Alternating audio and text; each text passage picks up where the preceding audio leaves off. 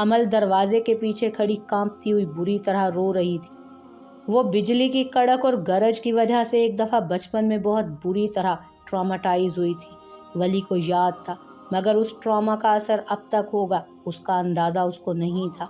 उसकी हिचकियों को सुनता वो यकदम दरवाजे के पीछे उसके सामने गया तो वो दोनों हाथों से चेहरा ढके लरज रही थी। हर गरज के साथ बुरी तरह घबरा जाती। अमल बीबी। उसकी आवाज़ पर उसने झटका खाकर सर उठाया। गाल और आंखें रोने के बाइस गुलाबी पड़ रहे थे। और आंखें, उफ, उनमें इतना पानी जमा था कि वली को लगा वो बह जाएगा।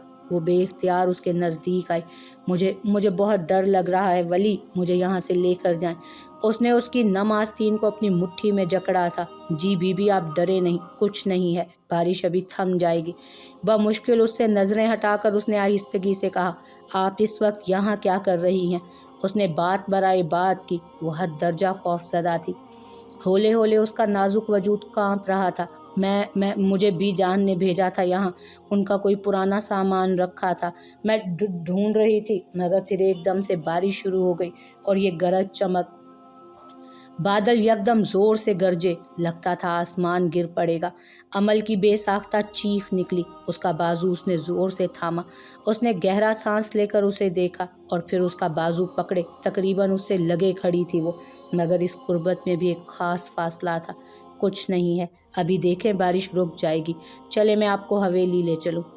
एकदम से उसने कदम बढ़ाए तो अमल ने उसे बेसाख्ता रोका। आंसुओं के निशान उसके रुखसारों पर मौजूद थे। अभी नहीं, प्लीज़, बारिश रुक जाए फिर लेकर जाइएगा मुझे, अभी बारिश बहुत तेज़ हो रही है। एक नज़र बाहर बरसती तड़ातड़ बारिश को खौफज़दा नज़रों से देखा गया। फिर निस्वारी आंखों तक का सफ़र तय हुआ। वली हल्का सा मुस्कुराया और इस बात में सर हिलाया, हम इंतज़ार कर लेते हैं। कुछ वक्त यूं ही बहती सांसों में कट गया। उसने खुद को नज़र उठाने से बाज रखा। बादल एकदम से गरजते तो वो उसके बाजू पर अपनी गिरफ्त को मजबूत कर देती। उसकी कमीज़ की आस्तीन कोहनियों तक मुड़ी हुई थी, कुछ नम भी थी, मगर वो परवाह किए बगैर उसका बाजू पकड़े खड़ी रही। अभी वो उसे नहीं छोड़ सकती थी, हरगिज़ नहीं। बारिश चंद पल ही बरस कर हल्की हो गई। उसने खौफ से कांपती लड़की का हाथ नरमी से हटाया और अपनी कमीज़ की आस्तीन नीचे की। फिर उसके आगे का कफ उसके हाथ में दिया तो उसने खामोशी से वो थाम लिया।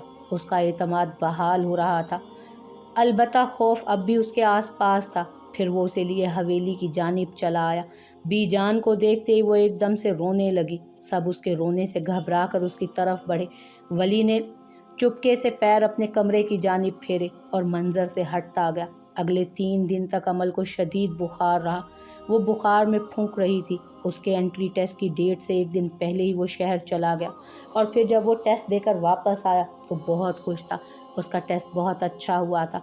वो भी पढ़ लिख कर किसी काबिल हो जाएगा तो इस गांव को हमेशा के लिए खैराबाद कह देगा और वहाँ रहेगा जहाँ उसे कोई पहचानता नहीं होगा। मगर शायद उसकी खुशियों का नसीब बहुत कम था। जिंदगी एक बार फिर सियाह सुरंग के पास जा खड़ी हुई। वो लाउंज में दाखिल हुआ तो अजीब सा सन्नाटा था जो हर सू कायम था। गो के लाउंज में बीजान, सरदार बाबा के साथ दोनों हवेलियों के मकीन भी बैठे थे और गैर महसूस तरीके से उसी को ही देख रहे थे। हाँ, अलबत्ता उन सब में हुसैन नहीं था। उसने बादल नख्वास्ता सलाम किया और फिर जैसे ही कमरे की जानिब जाने के लिए मुड़ा तो हाशिम की आवाज़ पर ठहर गया। तुम पिछली रात कहाँ थे वली? उसने करंट खाकर मुड़ते हुए हाशिम को देखा था। हाँ, वो भी तो था उस लाउंज में। उसने कैसे नज़रअंदाज कर दिया था उसे, मगर तब उसे ये मालूम नहीं था कि हाशिम भी हुसैन की असलियत से वाकिफ़ है। मैं पूछ रहा हूँ कि तुम पिछली रात कहाँ थे? वो था भी उससे 10-12 साल बड़ा, इसीलिए जब उसने गरज कर पूछा तो वो सहम सा गया। अमल भी जीनों से उतर रही थी। माहौल का तनाव देखकर वो रुक गई। हाथ अब भी रीलिंग पर था। मैं पढ़ाई करने गया था अपने दोस्त के घर पर। मैं असगर के साथ था पिछली रात। आप लोग क्यों ऐसे पूछ रहे हैं मुझसे? क्या हुआ है सरदार बाबा? क्या कोई बात हुई है? वो बेइख्तियार सा सरदार बाबा को देखने लगा, मगर वहाँ गहरी खामोशी थी। उसका दिल बंद होने लगा। बीजान भी अफसोस से उसे देख रही थी। कोई मुझे बताएगा कि ये सब हो क्या रहा है? उसने अब के ज़ोर से कहा। कुछ अनहोनी थी, कुछ हो गया था। चिल्लाओ मत। बख्तियार यकदम उसे झिड़कता उठा था। वो नासमझी से सरदार बाबा को देखने लगा। तुम पिछली रात कहाँ थे वली? क्योंकि कल रात किसी ने मौलवी साहब की बेटी को सफ़ाकी का निशाना बनाया और वो नाम, उनकी आंखों में सुर्खी उतरी, वो नाम तुम्हारा ले रही है। कुछ था जो उसके अंदर छन्नाके से टूट गया था। शायद मान टूटने की आवाज़ थी वो, या शायद कुछ और। वो कहना चाहता था, चीख चीख कर उनको बताना चाहता था कि उसने ऐसा कुछ नहीं किया। वो चाहे तो असगर से पूछ ले, वो कल उसके पास था। वो उन्हें बताना चाहता था, मगर उसके लब फड़फड़ा कर रह गए, आवाज़ तक ना निकली। वो फिर से उसी सुरंग में बेदम सा पड़ा था, और कोई था जो उसकी जानिब बढ़ रहा था, उसे मारने के लिए कोई था। वो लड़की अपने मुंह से तुम्हारा नाम ले रही थी। तुम्हें नामजद किया है उसने इस जुर्म की पादाश में। कोई लड़की अपनी इज्जत, अपनी इस्मत के बारे में कभी झूठ नहीं बोल सकती, कभी भी नहीं। हाशिम उस पर गुर्रा रहा था। बख्तियार ने आगे बढ़कर उसका गिरेबान जकड़ा। क्यों आए हो तुम हमारी ज़िंदगियों में?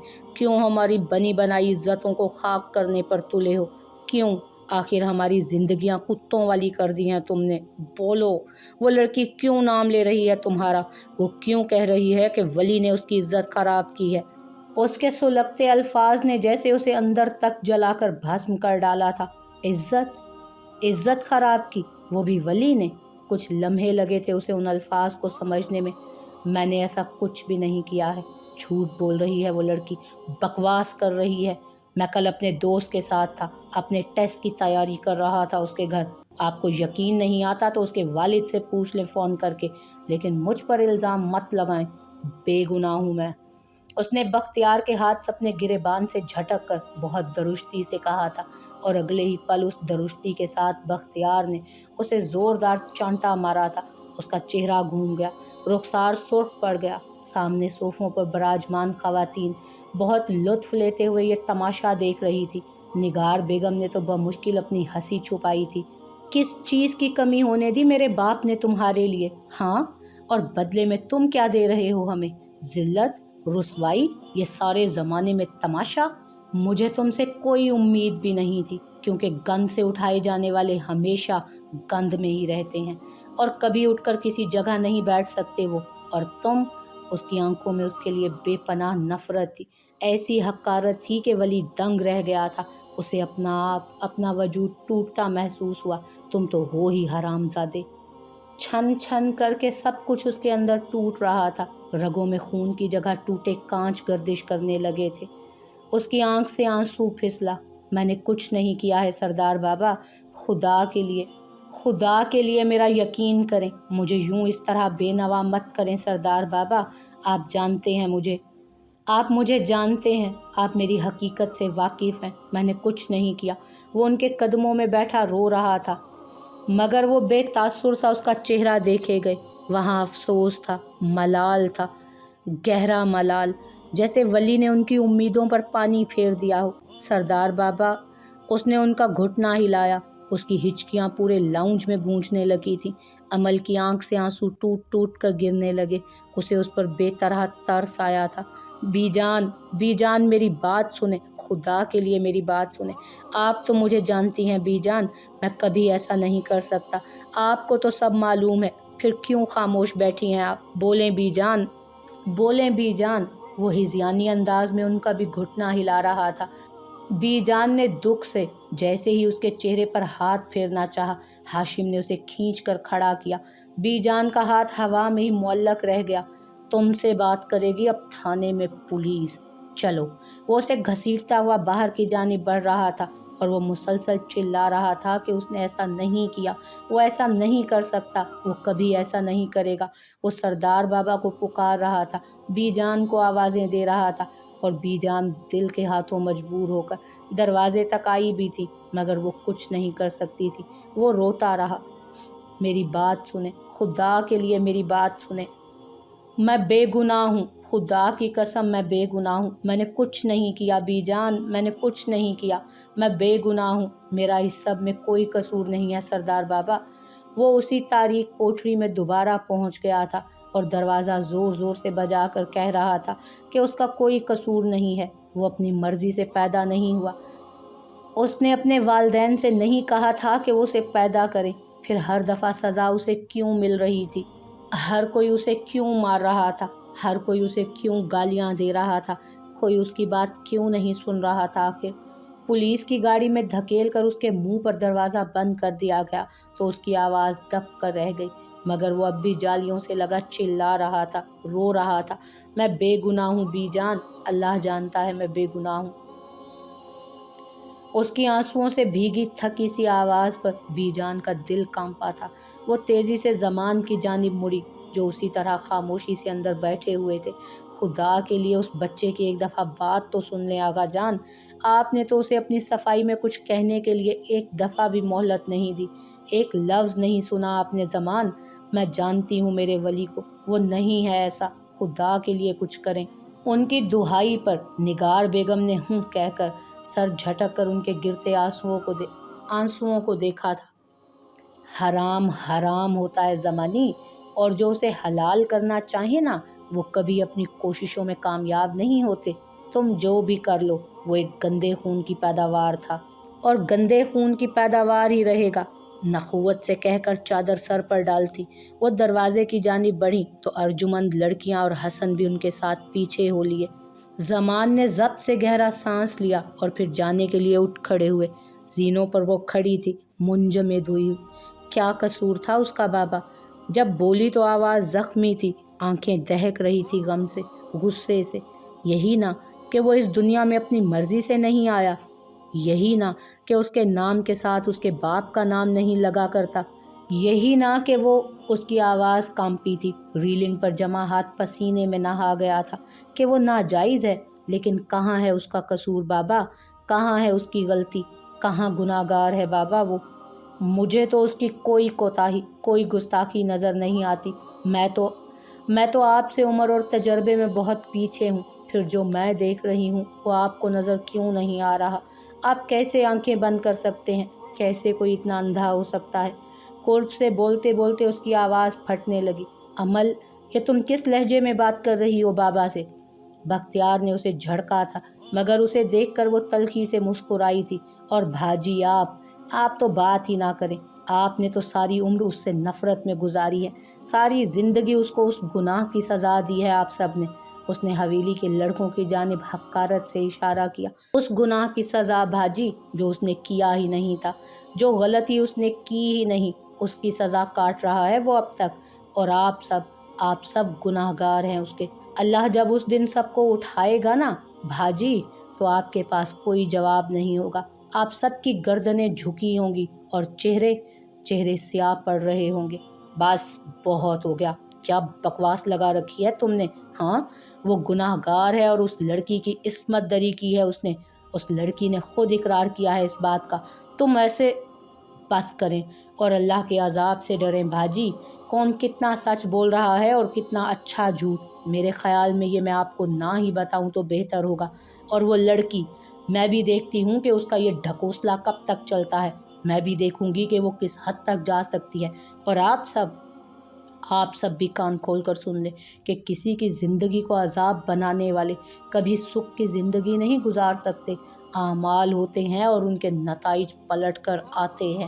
آپ سب انتظار کریں اپنے کیے کو کاٹنے کا، کیونکہ اس دنیا کا بادشاہ بہت بڑا منصف ہے، وہ اپنی زمین پر ظلم ایک حد تک برداشت کرتا ہے بھاجی، اور جب وہ غصے میں آتا ہے نا تو پھر مضبوط گھروں والی قوموں کی زمین تک الٹ دیتا ہے، کچھ نہیں بچتا، کوئی نہیں بچتا پھر۔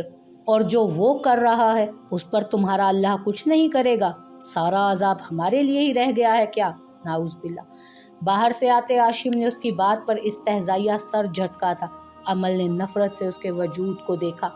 ہاں میرے اللہ کا عذاب آپ ہی لوگوں کے لیے ہے، آپ ہی جیسوں کے لیے ہے ہاشم بھائی، اور مجھے یہ کہتے ہوئے کوئی خوف نہیں کہ آپ سب ایک جیسے ہیں۔ اس ساری سازشوں کی ڈوریں آپ ہی لوگ سنبھال رہے ہیں تو خریدیں، ساری دنیا خرید لیں۔ لیکن وہ مسکرائی تھی، ایسی مسکراہٹ جس سے ہاشم کا چہرہ سرخ ہوا تھا۔ زمان اب تک اسے یکٹک دیکھ رہے تھے، ایک دم انہیں احساس ہوا کہ ان سے واقعی زیادتی ہو گئی ہے۔ وہ چال چلتے ہیں اور اللہ چال چلتا ہے، اور اللہ بہترین چال چلنے والا ہے۔ لفظوں کا کوئی زوردار تماچا تھا جو ہاشم کے منہ پر مارا تھا اس نے۔ फिर नफरत और अफसोस से उसने हाथ की पुष्ट से अपने आंसू रगड़े और रोती हुई ऊपर भाग गई। सारा लाउंज सन्नाटों में डूब गया था। लोग कहते थे तूफान आने से कब्ल की खामोशी भयानक हुआ करती है, लेकिन क्या कभी तुमने तूफान गुजर जाने के बाद का सन्नाटा सुना है? वो भी इतना ही होलनाक होता है। उसने चौंक कर अपने आसपास देखा। वहाँ ना रुसवाई थी और ना ही हकीर नजरें। सब कुछ वैसा ही था, पुरसकून, खामोश। वो सर झटक कर बिस्तर से उठा तो सर में दर्द की टीस सी उभरी थी। पूरी रात की बेख्वाबी और पिछली बातों के डिप्रेशन ने जैसे उसे फिर से थका दिया था। गहरा सांस लेकर वो कमरे से निकला और किचन की समत बढ़ा। फजर को गुजरे वक्त बीत चुका था और किचन से उठा पटक की आवाज़ें बदस्तूर आ रही थी। मुलाजिम जाग गए थे और बीजान उनके सर पर खड़ी हिदायत दे रही थी। मेहमान आने वाले थे और अब तैयारियां अरूज पर थी। वो खंकार कर सलाम करता अंदर दाखिल हुआ। बीजान बेसाख्ता मुड़ी थी। बीजान, चाय का कहना था मुझे। और नाश्ता? नाश्ता नहीं करोगे? बीजान जो अंडा फेंट रही थी, हाथ रोक कर उसे देखा। वो पहले से मुजमहिल और थका हुआ लग रहा था। नहीं, बस चाय लूँगा। अगर तलब हुई तो डेरे पर कर लूँगा नाश्ता, उसने कहा और पलटने लगा था कि वो सामने से आई। सफ़ेद दुपट्टे की तहें उसके चेहरे के गिर्द अब तक बंधी हुई थी। शायद वो नमाज पढ़कर आई थी।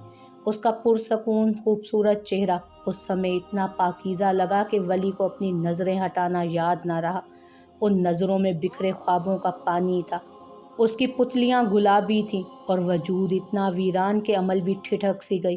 भोले से उसे देखकर मुस्कुराई, मगर वो कोई भी तासुर दिए बिना आगे बढ़ गया।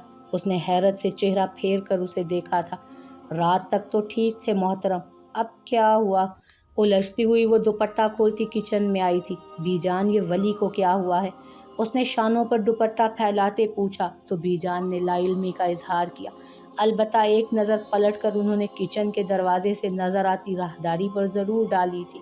वो खुद उन्हें भी ठीक नहीं लगा था। शावर लेकर उस पर छाई कुल्फत कुछ हद तक छट गई थी और वो ताज़ा दम निखरा निखरा सा कमरे का दरवाज़ा बंद करता बाहर निकला था।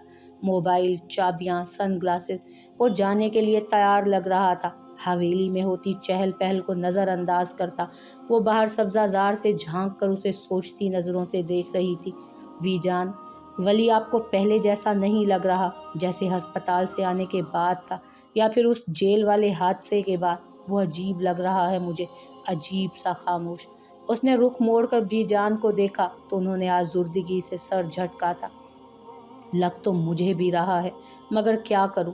उससे पूछना बेकार है। इतने सालों की तन्हा मुशक्क़त ने उसे इतना सख्त बना दिया है कि ना तो कुछ उसकी ज़ात से बाहर निकलता है और ना कुछ अंदर जाता है। पूछो तो बात इतनी सफाई से घुमा देता है कि हद नहीं। पता नहीं उसने ये सब कहाँ से सीख लिया है। मेरा वली तो इतना संगदिल नहीं था।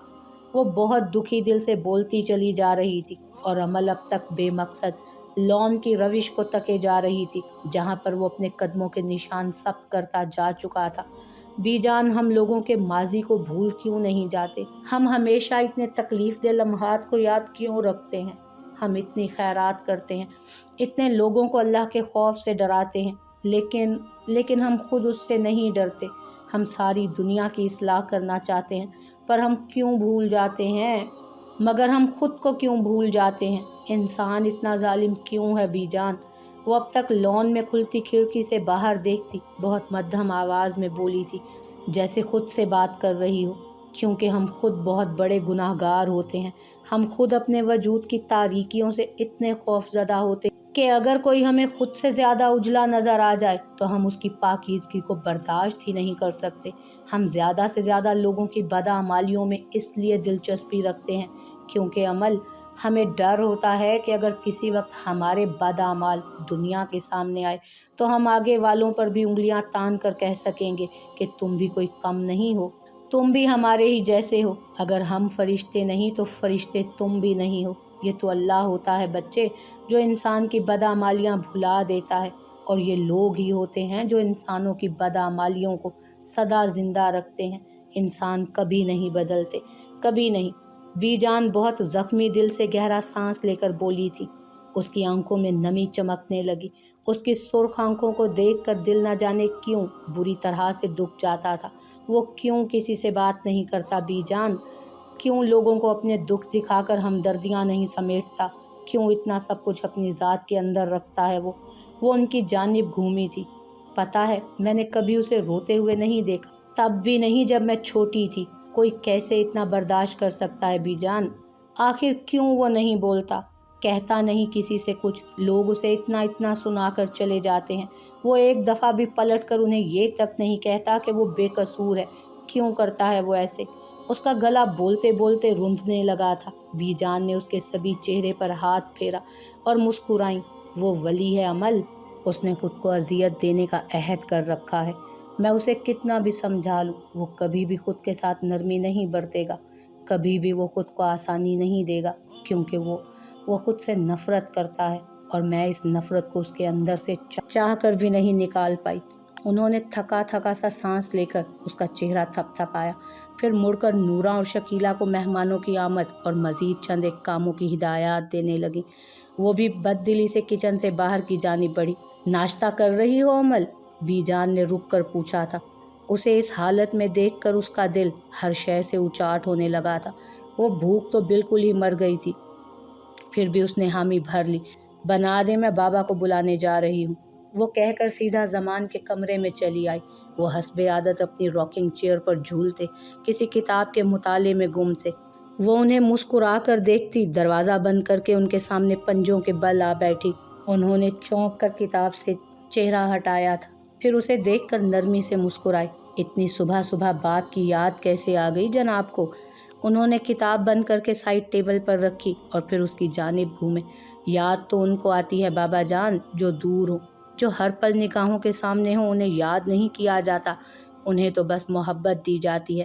وہ بھی انہی کی بیٹی تھی، نرمی سے جملے ادا کرتی، اس خنک سی دھوپ میں وہ دمک رہی تھی۔ لیکن میں نے تو ان لوگوں کو بھی یاد کیا ہے جو ہر پل میری نگاہوں کے سامنے رہے ہوں۔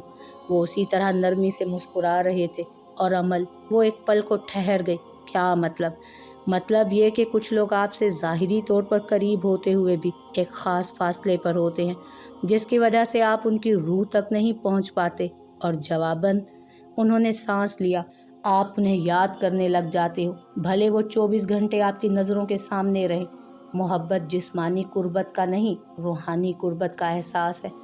اللہ ہم سے بہت بلند، بہت دور ہے، ہمارے جسموں سے کہیں فاصلے پر، مگر پھر کچھ لوگ اس کے قریب کیسے ہو جاتے ہیں؟ وہ سوال کر رہے تھے، کیونکہ وہ ظاہری نہیں باطنی طور پر اس سے جڑ جاتے ہیں۔ اس نے مکانکی انداز میں جواب دیا۔